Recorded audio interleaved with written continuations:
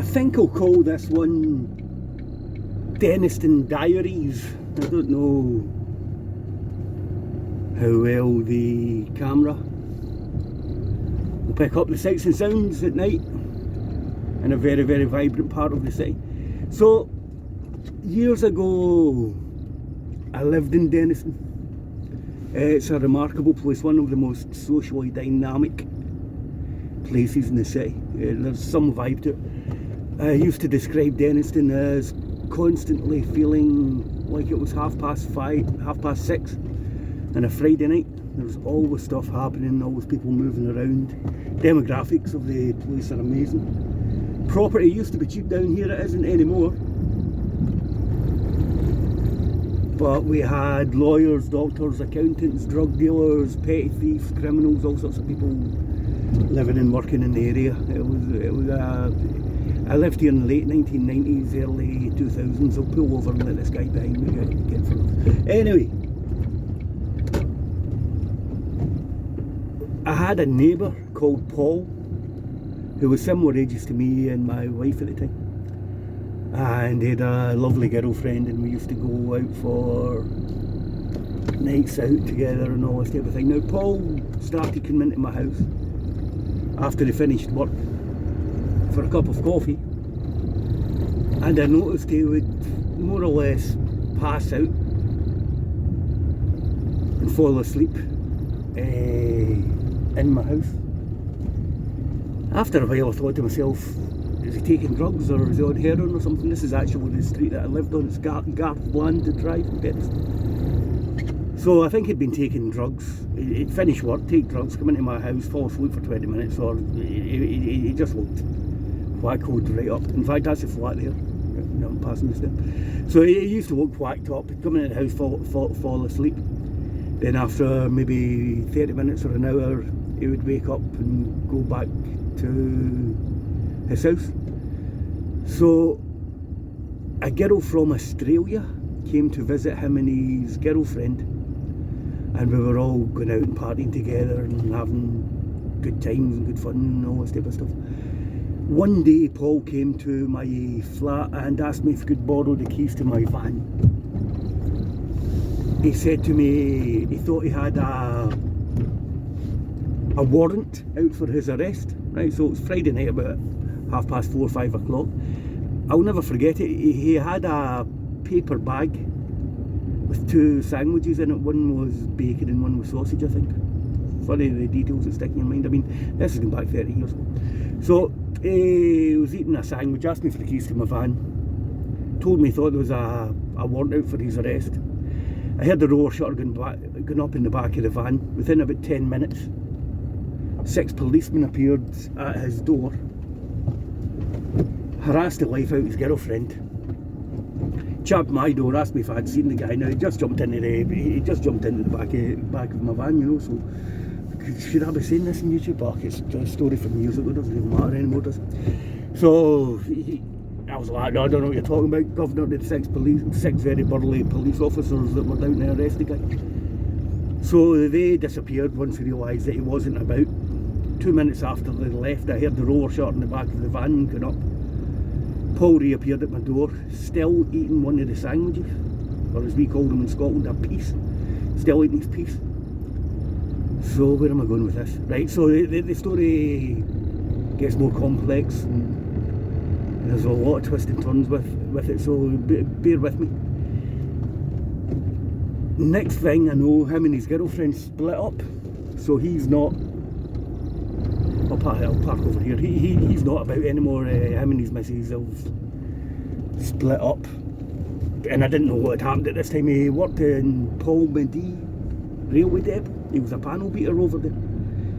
So him and his girlfriend split up. The girl from Australia, she was just heartbroken. As I said, I didn't know what was going on at this point. So next part of the story. What's the next part of the story? Is that more police appear.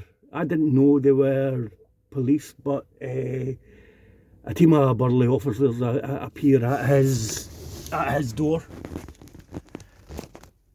and they were plainclothes, right? So I always kept a field brace I opened the door up and started shouting and bawling at these guys because they were plainclothes police that were trying to kick the guy's door in. Then they pulled out a warrant card and says, we're looking for Paul, do you know where he is, and all this type of thing. And that, by this point, I honestly didn't know where he was, right? So a couple of weeks after that, what happened next? The alarm goes off in his house. Now, as I said, he's separated from his girlfriend. I didn't know what the story was. The alarm goes off in the guy's house. Him and his brother are trying to break into the house, right? They were looking for something. I think it was a ticket or a key that opened up a safe deposit box, right? So him and his brother try to break into the house. The alarm goes off that Paul and his brother had fitted before he split up with his girlfriend. 2 uniformed police officers then appeared at Paul's house. They asked me if he stayed there, and I said yeah, because again I didn't know the full story about him and his missus breaking up. So the 2 police officers that were wearing police uniforms then gave him and his brother a hand to strip the battery out of the alarm system, so the alarm didn't go off anymore. Right, so that's quite funny, isn't it? They tried to arrest him. He jumped in the back of the van, popped back out, separates with his girlfriend. The police are coming down all the time, trying to catch a guy. Then 2 policemen in uniform actually give him a hand, him and his brother a hand, to disable the alarm. Right, so that's bonkers. I got talking to his girlfriend, and she finally admitted he had been a part of an armed robbery at the train terminal that he used to repair. He was a panel beater, a body working guy. So him and his mates had done an armed robbery. They stole the wages that were going to the railway repair post. So what else happened?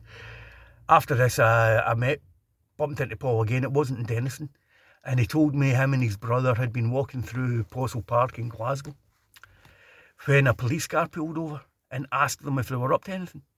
They said that he's working, and the guy said no. What he's up to just now? They said nothing. So they put them in the back of an unmarked, was a CID's, Criminal Investigation Department, an unmarked police car. Took them to a police station, and they put them in a, what is it called when you line people up? I don't know the name of it. An identification parade, is that right? So somebody thinks they've seen somebody, they put 10 guys in the room, and the person who thinks they've seen the crime comes in and picks out the guilty person. Is it an identification parade? I don't know. So Paul and his brother went into the identification parade. Now this guy's wanted for an armed robbery. At the end of it, they both got paid 27 quid for their time doing the identification parade. So is that funny? Is that a story to put on YouTube? I don't know. I love Dennistoun with a passion, as I say. Where I live now, it's always like 10:30 on a Sunday morning. It's really quiet and really laid back. Dennistoun, there's always something going on. So he ended up, the police got him and they put him in jail, and he got done for the armed robbery. But I just thought it was really funny how back in the days before everybody had laptops and mobile phones, it was so easy to try to keep out the police's road. So I think we'll call this Dennistoun Diaries. I've got a few stories I could tell about this place, or the Wild East, I don't know. But anyway, Dennistoun's a great place. It was such amazing energy about here. So that's the story about my neighbour Paul, the train robber, the great train robber, the crap train robber. I don't know. Anyway, is that funny? It's just a mad story. I got it out there. I've told friends about it, but I've never actually. There's a bit of a record about Glasgow's criminal underworld and all that type of stuff. Alrighty, right, so thanks, well I wouldn't say for watching, but certainly thanks for listening to a terrible Zambo tale, but it's actually true. Alright, see you later, bye bye.